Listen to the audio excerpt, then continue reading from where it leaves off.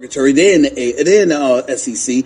Georgia, I give Georgia a lot of credit with Kirby Smart, but they're in the SEC. Auburn, I mean, you got a coach that's been there, 6 years? He's talking about, oh, we're still young. What the hell are they doing young? I don't understand it. So I'm looking at the SEC, and I'm saying to myself, Paul Feinbaum, why is Nick Saban so dominant, and what does that say? Should we be praising him, or should we be looking at his competition and saying, what are y'all doing? Well, just only two SEC schools have beaten Alabama. One did it twice, Ole Miss, and Auburn last year. And this is the best league in college football. And of the schools you mentioned, Kirby Smart at Georgia is the only one that seems to be going toe-to-toe. They won the bench Jalen Hurts. Yeah, you're absolutely right. That was one of the best calls of his career.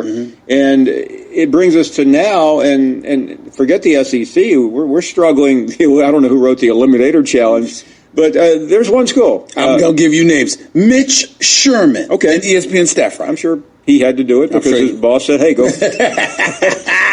No one guessing. But we both could guess those schools in there. But Washington State's not winning the national championship, and neither is Oklahoma. And LSU's on the list; they're not winning. They're out of it. Career, and it brings us to now. And I believe they would have won the national championship if Nick Saban hadn't benched Jalen Hurts. Yeah, you're absolutely right. And it brings us to now, and forget the SEC. We'll give you names. Mitch Sherman, okay, an ESPN staffer. I'm sure he had to do it because his boss said, hey, go. Nobody's coming to our site. That's right. But Washington State's not winning the national championship, and neither is Oklahoma, and LSU's on. I think it comes down to Clemson. Georgia's got a shot, depending on the Tua situation. Them is be able to stand toe-to-toe with Alabama, but they're at least in the conversation. He's the quarterback for the Alabama Crimson Tide. He's been nicked up a little bit. He's been out on the field. He looks hurt, but he's still been playing.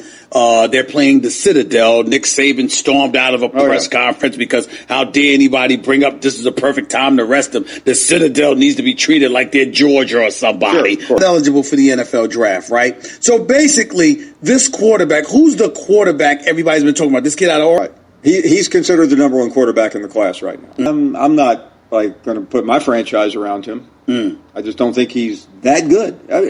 There's a quarterback from Duke that's in the same conversation. But Stephen A., you live in New York. You've seen the quarterbacks come and go here. I'm not going to put my franchise around him. I just don't think he's that good. There's a quarterback from Duke that's in the same conversation. But Stephen A., you live in New York. You've seen the quarterbacks come and go here. That's the toughest position in sport, I think. I mean, he just got